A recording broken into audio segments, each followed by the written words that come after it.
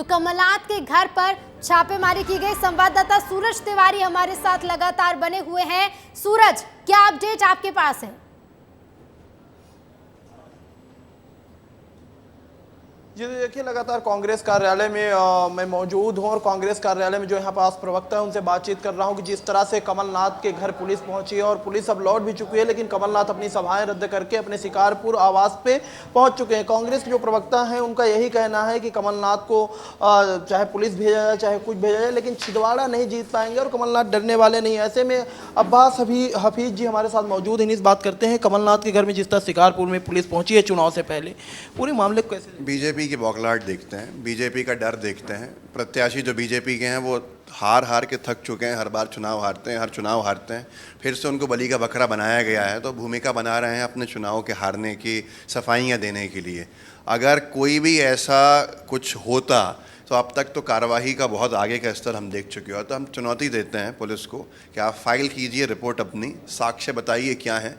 कोई आरोप सिद्ध नहीं हो पाएगा। ये तो एक तरह की आदत बन चुकी है बीजेपी की कि बार बार ऐसे झूठे आरोप लगाए जाएं। दूसरी बात, मैं सवाल पूछता हूं कि बड़ी जल्दी पुलिस पहुंच गई इस झूठे केस में, झूठी वीडियो में, आधे अधूरे वीडियो में। नरेंद्र सिंह तोमर जी केंद्रीय कृषि मंत्री थे और आप विधानसभा के अध्यक्ष हैं। उनके बेटे के बड़े अच्छे वीडियोज़ आए थे जिसमें वो लाखों करोड़ों की डील कर रहा था। तो आज तक पुलिस नहीं पहुँची, आज तक कोई स्वसंज्ञान नहीं लिया गया है। ये बीजेपी की सरकार क्या सिर्फ विरोध जो उनका दर्ज कराते हैं उन्हीं पे कार्रवाई करेगी या कुछ निष्पक्ष होकर कार्रवाई भी करेगी? तो ये झूठी कार्रवाइयाँ हैं जिनका कोई आधार नहीं है। लेकिन देखिए आगे क्या होता है कि ये झूठी शिकायतों पे हम कार्रवाई करेंगे जब पता चलेगा। लेकिन चुनाव प्रचार में जब 2 दिन का वक्त बचा है तब पुलिस का पहुंचना और एक कथित वीडियो की बात भी सामने आ रही है जिसपे रिपोर्ट भी, प्राथमिकी भी दर्ज कराई गई है कमलनाथ के जो PA RK मिगलानी है उन पर।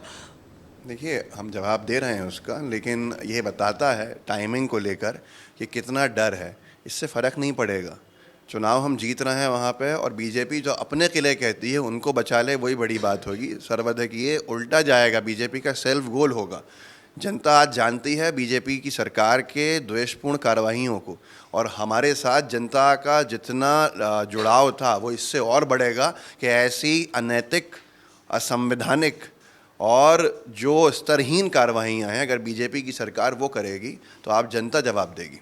लेकिन भाजपा के नेता कह रहे हैं कि प्रशासन अपना काम कर रहा है। इसमें आप बीजेपी का रोल कहाँ मानते हैं? बीजेपी के जो प्रत्याशी हैं उन्होंने शिकायत दर्ज कराई, प्रशासन अपना काम कर रहा है। प्रशासन को अगर अभी काम करने दिया होता अपना तो बीजेपी के आधे मंत्री जेल में होते, बीजेपी के मंत्री पुत्र पुलिस वालों को नहीं पीट रहे होते, और उनके पिता मंत्री जो हैं वो पुलिस वालों को सस्पेंड नहीं कर रहे होते।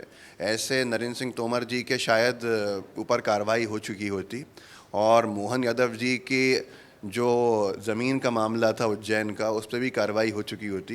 प्रशासन काम करे तो अपना, अगर प्रशासन को अपना काम करने देंगे तो शायद प्रदेश में माहौल अच्छा होगा। लेकिन प्रशासन पे दबाव बना के सिर्फ और सिर्फ प्रशासन का काम राजनीति चमकाने के लिए दूसरों पे कार्रवाई कराने का बन जाएगा इस सरकार का, तो कैसे प्रशासन स्वतंत्र? पाटुना से जो विधायक है वहां पर भी पुलिस पहुंची, छापा मारी, कार्रवाई की, बिल्कुल, आप लेकिन बातचीत कुछ करते नहीं मिला। रहेगा उसके बाद सूरज, लौटूंगी कांग्रेस मैं के आपके पास।